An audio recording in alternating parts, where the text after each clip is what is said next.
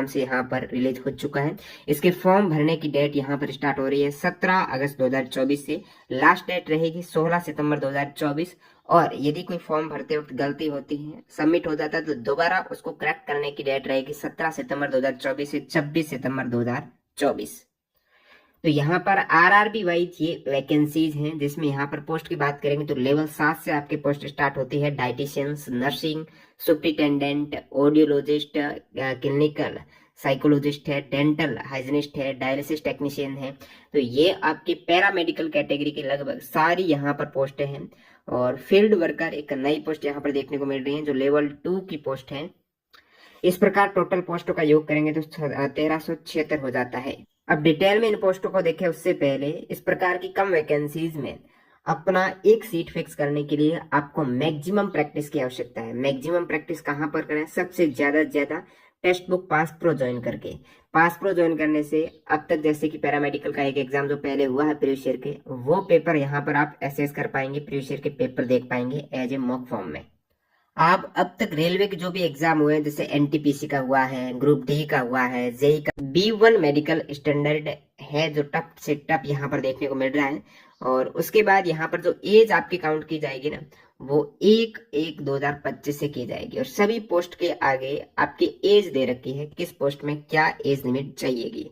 तो सबसे पहले जो 1/1/2025 है, तो मैक्सिमम 18 से 36 है। और ये कोविड-19 की 3 साल की छूट के बाद की स्थिति है। जिस भी एज ग्रुप में आप आते हो, 18 से 33, 36, 43, 38 है, उनकी यहाँ पर आयु किन के मध्य होनी चाहिए? लोअर एज लिमिट तो फिक्स है, लगभग 18 ही है। यहाँ पर 19-20 है, वो थोड़ा देख लेना। 19-20 21 कुछ पोस्ट के लिए लोअर एज लिमिट है। बाकी अपर एज लिमिट में कैटेगरी वाइज भी बदलाव है। अब सीधा मैं आपको ले चलता हूँ पोस्ट पैरामीटर्स में, जो अलग अलग पोस्ट के लिए अलग अलग आपकी योग्यता है, लोअर एज अपर एज है, उनकी बात करते हैं। पहले यहाँ पर पोस्ट है नर्सिंग सुप्रिटेंडेंट, 7वें लेवल की पोस्ट है। C1 मेडिकल स्टैंडर्ड मांगा गया है। लोअर एज 20 से 43 है। इसके लिए आपको क्या चाहिए? तो सर्टिफिकेट, अब थोड़ा इसको जूम करते हैं, नर्सिंग सुप्रिटेंडेंट यानी आप होने चाहिए registered nurses and midwife having passed 3-year course in GNM। GNM का 3 साल का कोर्स आपका अनिवार्य है। ये नहीं है तो BSc नर्सिंग है तो भी चलेगा। तो नर्सिंग सुप्रिटेंडेंट की पोस्ट के बाद सेकेंड पोस्ट है cardiac technician. Cardiac technician level 4 की पोस्ट है। B1 मेडिकल स्टैंडर्ड है। 18 से 36 आयु वर्ग आपका रहेगा, उसके अकॉर्डिंग आपको आयु बताई है। और इस पोस्ट के लिए ये कार्डियक टेक्नीशियन है, तो हायर सेकेंडरी 12th आपके साइंस में होनी चाहिए। अब ऐसा नहीं केवल 12th साइंस में तो काम बनेगा, नहीं, आपका एक सर्टिफिकेट कोर्स भी इसमें होना चाहिए कार्डियक टेक्नीशियन में। ये नहीं है उसके इसमें आपका डिप्लोमा होना चाहिए कार्डियोलॉजी लैब इन्वेस्टिगेशंस, और जिसमें ECG है वो इंक्लूड हो, होल्टर एंड TMT है वो आपके ट्रेड में टेस्ट वगैरह ये इंक्लूड होने चाहिए। Candidate trend in echocardiography is preferable. जो इकोकार्डियोग्राफी में ट्रेंड है उनको वरीयता मिलेगी। नेक्स्ट आपके पोस्ट है क्लिनिकल साइकोलॉजिस्ट है। तो इसकी पोस्ट की बात करें तो 18 से 36 आयु वर्ग है। लेवल 6 की अच्छी पोस्ट है ये। इसमें आपकी योग्यता masters degree in clinical psychology या फिर सोशल साइकोलॉजी आपकी मास्टर होनी चाहिए। सोशल साइकोलॉजी में है या फिर क्लिनिकल साइकोलॉजी में है, तब आप इस पोस्ट के लिए एलिजिबल रहेंगे। सभी पोस्ट में कितनी वैकेंसीज है वो अपन ने ऊपर बात की है, नहीं देखे तो यहाँ पर दोबारा देख लो। प्रत्येक पोस्ट के लिए number of vacancy all RRB में इतनी वैकेंसीज है। हाईएस्ट इसमें नर्सिंग सुप्रिटेंडेंट की है 713 वैकेंसीज। सेकेंड हाईएस्ट देखेंगे 246 वैकेंसीज है फार्मासिस्ट की, जो D फार्मा B फार्मा आप करते हो उनकी है। उसके बाद यहाँ पर 126 वैकेंसीज है health and malaria inspector grade 3 की। और फिर यहाँ पर वैकेंसीज 94 है लेबोरेटरी असिस्टेंट ग्रेड 2 की है। और इस प्रकार ये उसके बाद नीचे ही है 100 से कम ये वैकेंसी 64 वैकेंसीज है एक्सरे टेक्नीशियन की है। और फील्ड वर्कर की वैकेंसीज महज 19 है। इसकी अपन बात करेंगे, फोकस करेंगे इस पर। चौथी पोस्ट है ECG टेक्नीशियन है। लेवल 4 की पोस्ट है। 18 से 36 आयु वर्ग है। और इसमें आपके 10+2 यानी 12th या फिर ग्रेजुएशन है, 12th या ग्रेजुएशन किसी में भी साइंस है। और साथ साथ में आपका सर्टिफिकेट होना चाहिए, डिप्लोमा होना चाहिए ECG लेबोरेटरी टेक्नोलॉजी या कार्डियोलॉजी में cardiology technician of reputed institute में आपका डिप्लोमा होना अनिवार्य है ईसीजी टेक्नीशियन में। अब जो मैं पोस्ट की बात कर रहा था वो फील्ड वर्कर है। फील्ड वर्कर लेवल 2 की पोस्ट है, सबसे लो लेवल की इस पैरामेडिकल कैटेगरी की जो पोस्ट है ना वो फील्ड वर्कर ही है। 19,900 इसकी इनिशियल सैलरी है। 18 से 33 आयु वर्ग है और मेडिकल स्टैंडर्ड भी बहुत कम है, ज्यादा नहीं है, C2 है। अब इसमें देखेंगे तो योग्यता है 12th in science with biology और केमिस्ट्री।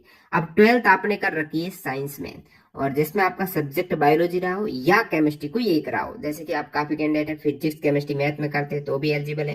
काफी केमिस्ट्री कैंडिडेट है जो बायोलॉजी और केमिस्ट्री में करते हैं, जूलॉजी बोर्ड की केमिस्ट्री, तो वो भी यहाँ पर एलिजिबल रहेंगे। ये फील्ड वर्कर की पोस्ट में टोटल वैकेंसीज 19 ही है। उसमें भी आप आरआरबी वाइज भरते तो काफी आरआरबी में इसकी वैकेंसी है ही नहीं। तो इसके बारे में बात करेंगे कि आरआरबी में कितनी कुछ वैकेंसीज है। फील्ड वर्कर ध्यान रखिएगा, ये पोस्ट आप सभी के लिए लेकिन बहुत कम पोस्ट है।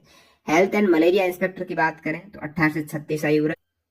योग्यता BSc having studies chemistry as main या optional subject in any branch of chemistry while undertaking the course.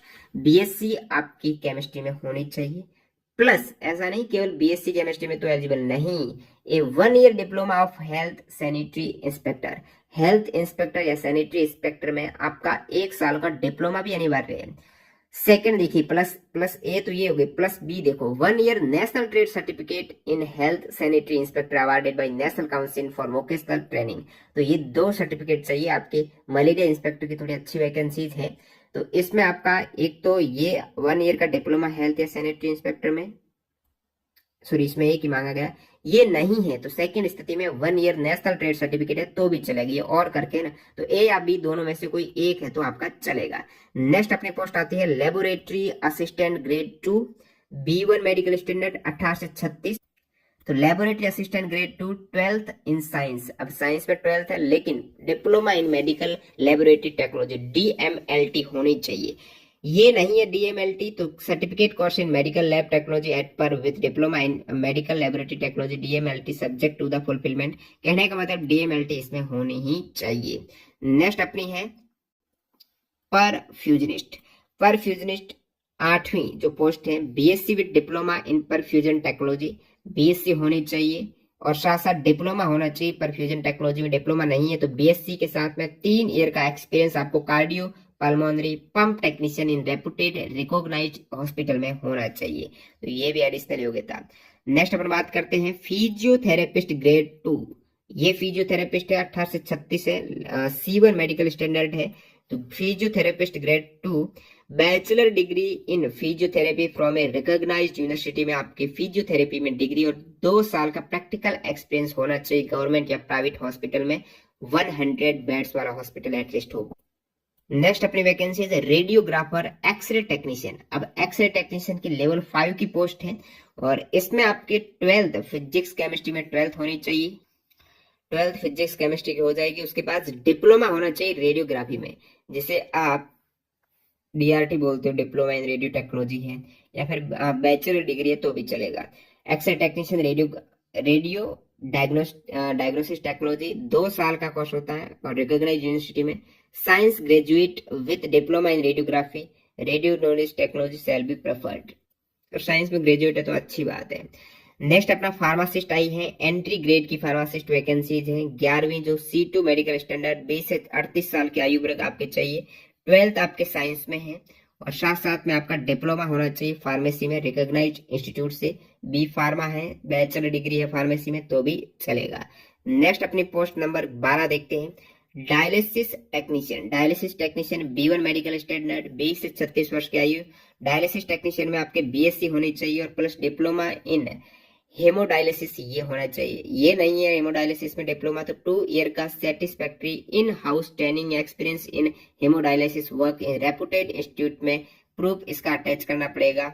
Hospital में इन हाउस इसका आपका एक्सपीरियंस होना चाहिए। नेक्स्ट है आपके ऑप्टोमेट्रिस्ट। तो ऑप्टोमेट्रिस्ट की बात करें लेवल 4 B1 मेडिकल स्टैंडर्ड 18 से 36 आयु वर्ग है और BSc इन ऑप्टोमेट्री और diploma in ophthalmic technician. The course should be 3 to 4 year duration का कोर्स यहाँ पर रहता है और ये कॉस्ट है, तभी आप ये जो ऑप्टो वाला है इसमें एलिजिबल है। Laboratory superintendent, lab superintendent level 6 की पोस्ट, B1 मेडिकल स्टैंडर्ड, 18 से 36 आयु वर्ग है। तो इसमें आपके बीएससी होनी चाहिए, biochemistry, microbiology, life science, BSc with chemistry and biology as main और ऑप्शनल सब्सिडी सब्जेक्ट और इक्विवेलेंट प्लस डिप्लोमा। अब बीएससी है बायोकेमिस्ट्री माइक्रोबायोलॉजी, इसके साथ साथ डिप्लोमा होना चाहिए DMLT वाला, या फिर बीएससी इन मेडिकल टेक्नोलॉजी, आपने लेबोरेटरी में बीएससी कर रखी है तो भी चलेगा, मेडिकल टेक्नोलॉजी में बीएससी है तो भी एलिजिबल हो यहाँ पर लेबोरेटरी सुप्रिटेंडेंट। डेंटल हाइजीनिस्ट की बात करें, लेवल 6 की पोस्ट है, C2 मेडिकल स्टैंडर्ड, 18 से 36 वर्ष आयु है। तो डेंटल हाइजीनिस्ट में योग्यता देखो, डिग्री इन science from a recognised university और इक्विवेलेंट डिग्री होनी चाहिए बायोलॉजी में, यानी बीएससी वगैरह।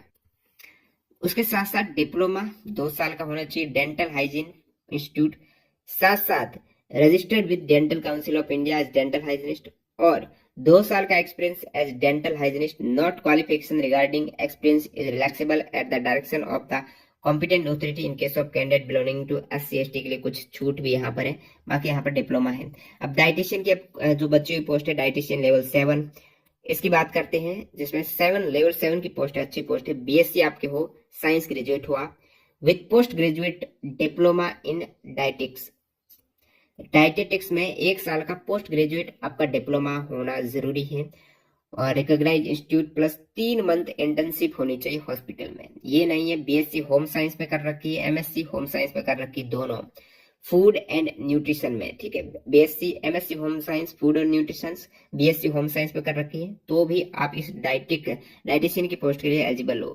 कैथ लेबोरेटरी टेक्नीशियन की बात करें, लेवल 6 की पोस्ट है, BSc and diploma from a reputed cardiac lab इन cardiac professional cath lab work और 2 ईयर हाउस ट्रेनिंग है तो भी चलेगा, नहीं तो बीएससी के साथ में डिप्लोमा होना चाहिए कार्डियक लैब इन कार्डियक प्रोफेशनल कैथ लैब। ये नहीं है डिप्लोमा, तो बीएससी के साथ में 2 साल का हाउस ट्रेनिंग एक्सपीरियंस आपका होना चाहिए कार्डियक लेबोरेटरी। नेक्स्ट आपका है ओक्यूपेशनल थेरेपिस्ट, तो ओक्यूपेशनल थेरेपिस्ट लेवल 6 की पोस्ट, C1 मेडिकल स्टैंडर्ड, 18 से 36 है। तो ओक्यूपेशनल थेरेपिस्ट की बात करें तो इसमें आपके 12th साइंस में है और साथ साथ डिप्लोमा है ओक्यूपेशनल थेरेपी में। नेक्स्ट आपकी ऑडियो वाली है, audiologist and speech therapist level 6 की ये पोस्ट है, B1 मेडिकल स्टैंडर्ड है। तो इसमें ऑडियोलॉजी में बैचलर होने चाहिए आप, या और speech language pathology from bachelor, या तो ऑडियोलॉजी और स्पीच लैंग्वेज पैथोलॉजी में आप बैचलर हो रिकॉग्नाइज्ड यूनिवर्सिटी में, तब आप इसमें बिल्कुल एलिजिबल हो। अंतिम पोस्ट स्पीच थेरेपिस्ट की अलग से पोस्ट है लेवल 5 की, तो स्पीच थेरेपिस्ट में बीएससी कर रखी है, साथ साथ डिप्लोमा आपने ऑडियो एंड स्पीच थेरेपी में कर रखा है, और 2 साल का एक्सपीरियंस है आपको इस क्षेत्र का, तब आप एलिजिबल होती है। 20 प्रकार की पोस्ट में अलग अलग योग्यता है। और फील्ड वर्कर की अपन बात कर रहे थे, जिसमें 12th के साथ में आपके 5वीं पोस्ट है। फील्ड वर्कर 19,900 सैलरी स्टार है, 18 से 33 वर्ष है। 12th के साथ में साइंस जो बायोलॉजी और केमिस्ट्री में है, तो आप इस पोस्ट के लिए एलिजिबल हो, और कोई डिप्लोमा नहीं मांगा गया है। अब नीचे आप देखेंगे तो आरआरबी वाइज वैकेंसीज आपको शो हो जाएगी। जैसे अहमदाबाद की अपन बात करेंगे ना, तो अहमदाबाद में फील्ड वर्कर की पोस्ट है ही नहीं कोई। अहमदाबाद में टोटल पोस्ट है 51, तो इन सभी ये जो देख रहे हैं कैटेगरी, इसमें अहमदाबाद की पोस्ट है। नेक्स्ट अपन प्रयागराज में देखेंगे तो प्रयागराज में टोटल पोस्ट बनती है 41। अब प्रयागराज में फील्ड वर्कर की केवल 1 पोस्ट है, और ये जनरल की 1 पोस्ट हो जाएगी प्रयागराज में फील्ड वर्कर की।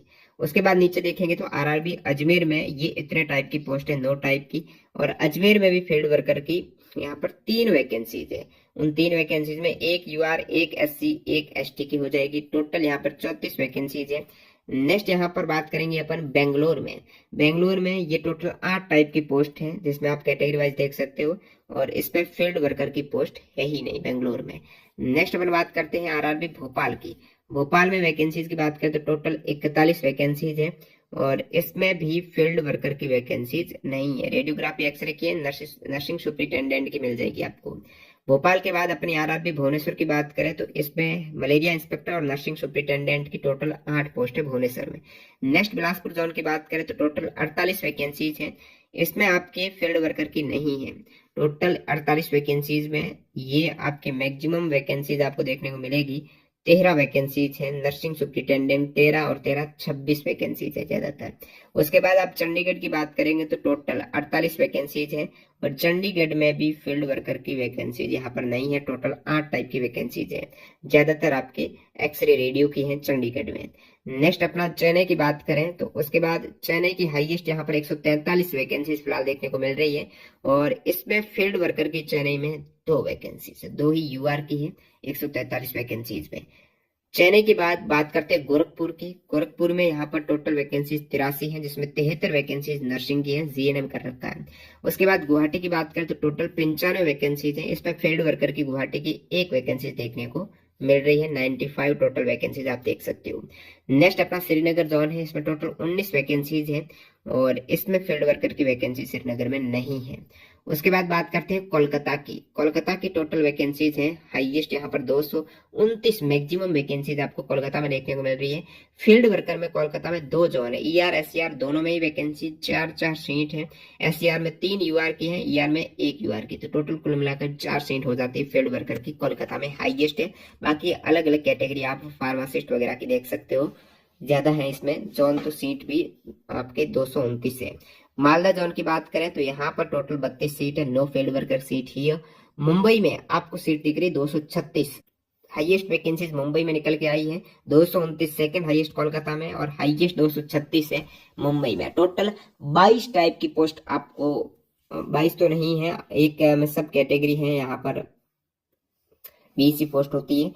इसमें आप फील्ड वर्कर की देखेंगे मुंबई में, तो फील्ड वर्कर की यहाँ पर भी 4 सीट है, सीआर में 1, डब्ल्यूआर में 3, तो यहाँ पर भी फील्ड वर्कर की मुंबई में 4 सीट है। नेक्स्ट अपने मुजफ्फरपुर में टोटल 16 वैकेंसीज है, नो फील्ड वर्कर सीट ही है। पटना की बात करेंगे तो पटना में भी फील्ड वर्कर नहीं है, लेकिन टोटल सीट 35 है पटना की। इस प्रकार नेक्स्ट रांची जोन में भी नर्सिंग सुपरिटेंडेंट और फार्मासिस्ट है, मैक्सिमम वैकेंसीज नर्सिंग और फार्मासिस्ट की ही देखने को मिल रही है। सिकंदरा में बात करेंगे, नर्सिंग की वैकेंसीज है 14 + 40, और फार्मासिस्ट की 8 वैकेंसीज है, फील्ड वर्कर की इधर भी नहीं है। सिलीगुड़ी की बात करें तो यहाँ पर टोटल वैकेंसीज हो जाती है 26, और यहाँ पर भी फील्ड वर्कर की वैकेंसीज को चुनिंदा 4-5 आरआरबी में ही देखने को मिली। इस प्रकार से टोटल यहाँ पर 1376 वैकेंसीज है, और इसमें भी आप अपनी योग्यता के अनुसार यदि एक से अधिक पोस्ट के लिए आप एलिजिबल हो तो भी वहां पर आप वरीयता दे सकते हो। एग्जाम पैटर्न की बात करें तो केवल एक सीबीटी एग्जाम्स होगा, और सीबीटी एग्जाम्स के बाद आपका सीधा ही डीवी हो जाएगा, फॉलोड बाय डॉक्यूमेंट वेरिफिकेशन। अब इसमें आप आरआरबी वाइज फॉर्म भरते हो। क्वेश्चन पेपर आएगा सिंगल सीबीटी, 90 मिनट का समय, 100 क्वेश्चंस रहेंगी, और इसमें standard of questions for single state CBT will be generally in conformity with the educational standard और मिनिमम प्रोफेशनल जो क्वालिफिकेशन के अकॉर्डिंग आपका पेपर आने वाला है। अब सभी के लिए कॉमन सिलेबस, जैसे कि इसमें आप देखेंगे जनरल अवेयरनेस सभी के लिए कॉमन, अर्थमेटिक मैथ्स वाला कॉमन है, रीजनिंग वाला कॉमन है, जनरल साइंस ये सेक्शन सभी के लिए कॉमन है। जो प्रोफेशनल एबिलिटी है उसका सिलेबस है सभी पोस्ट के लिए अलग अलग है। तो प्रोफेशनल एबिलिटी के मैक्सिमम सवाल आने वाले यहाँ पर 70 क्वेश्चन है 70 मार्क्स के, जीके के 10 क्वेश्चन 10 मार्क्स के, और maths plus reasoning 10 question 10 marks की, साइंस 10 क्वेश्चन 10 मार्क्स की, तो बाकी पोर्शन 30 मार्क्स का है, और 70 क्वेश्चन यहाँ पर आपके प्रोफेशनल एबिलिटी सभी का अलग अलग सिलेबस यहाँ पर नीचे दिया गया है। 100 क्वेश्चन 100 मार्क्स 90 मिनट का आपको समय दिया जाएगा। फॉर्म फी रेलवे की सेम है, वो 500 रुपए है। बाकी SC ST आप फीमेल कैंडिडेट तो 250 रुपए, इनमें से रिफंड हो जाते हैं 500 में से 400, 250 के 250 रिफंड हो जाते हैं। यदि आप एग्जाम देने जाते हैं उस केस में रिफंड होंगे। बाकी आपको एज लिमिट वगैरह बता दी है, और जो इम्पोर्टेंट पॉइंट है वो देखते हैं। केवल एक ही आवेदन आप भर सकते हो, एक से अधिक आवेदन करेंगे तो आपका रिजेक्ट हो जाएगा। जैसे ही आपका सीबीटी एग्जाम्स हो जाएगा, जितनी वैकेंसीज हैं उतने ही कैंडिडेट नेक्स्ट बुलाए जाएंगे डॉक्यूमेंट वेरिफिकेशन के लिए, ये ध्यान रखना। नेगेटिव मार्किंग कितनी है, तो प्रत्येक गलत उत्तर के लिए आपके 1 नेगेटिव मार्किंग यहाँ पर रखी गई है। मिनिमम मार्क्स लाने आपको जरूरी है। यूआर के लिए 40 है, ओबीसी SC ST के लिए, ओबीसी SC के लिए 30 है, ST के लिए 25%। एक से ज्यादा शिफ्ट में एग्जाम होगा तो आपका इस फॉर्मूले के बेसिस पर नॉर्मलाइजेशन होगा। आवेदन कैसे करें उसमें बताया गया है कि each candidate is allowed to apply to only 1 RRB, केवल एक आरआरबी को आपको सेलेक्ट करना है, और एक ही कॉमन ऑनलाइन एप्लीकेशन फॉर्म आपको सबमिट करना पड़ेगा, ठीक है। यदि वो एक से अधिक पोस्ट के लिए एलिजिबल है तो उनको प्रेफरेंस बढ़ाई जाएगी, पहली कौन सी पोस्ट में आप जाना चाहते हो। केवल एक आरआरबी में ही वो आप फॉर्म भर सकते हो। Application should be submitted only through any of the official RRB website. जो भी टेलीग्राम चैनल की लिंक आपको डिस्क्रिप्शन बॉक्स में मिलेगी, वहां पर लिंक अपन अवेलेबल करा देंगे जैसे फॉर्म स्टार्ट होगा। और बाकी आपका रिसेंट पासपोर्ट साइज फोटो है 70 से 30 KB के मध्य होना चाहिए, और 12th फोटो उनकी कॉपी आपको पास में रखनी है। यदि आपका सिलेक्शन होता है तब काम आएगी। एक बार आप अपनी आरआरबी चॉइस कर लेते हो, उस केस में दोबारा उसको मॉडिफाई आप नहीं कर सकते, ध्यान रखें। अब जो 70 नंबर का आपका पोर्शन आ रहा था, जिसमें ये सिलेबस आपके पोस्ट के अकॉर्डिंग था, तो सभी पोस्ट का यहाँ पर सिलेबस दे रखा है। ऑडियोलॉजिस्ट के जैसे आप देखेंगे, कार्डिक टेक्नीशियन देखेंगे, क्लिनिकल साइकोलॉजिस्ट देखेंगे। इस टाइप से कैंडिडेट सोच रहे हैं कि फील्ड वर्कर का क्या सिलेबस होगा, तो यहाँ पर आपको बता देता हूँ फील्ड वर्कर का। ये 5 कैटेगरी के पोस्ट है फील्ड वर्कर का। तो इसमें आपके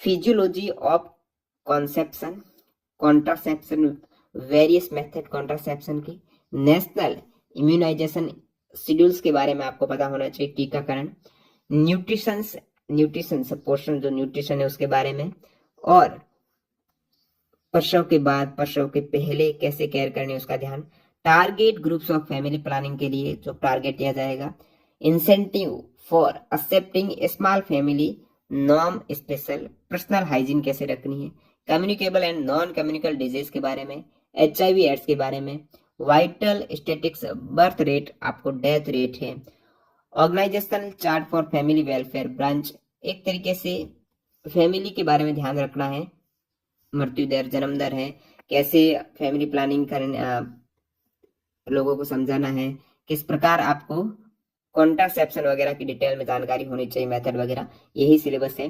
बाकी आप देखेंगे अलग अलग पोस्ट के लिए, सभी 20 टाइप के पोस्ट के लिए अलग अलग सिलेबस है। और जो कॉमन पोस्ट थी जनरल अर्थमेटिक्स, सभी के लिए सेम सिलेबस है।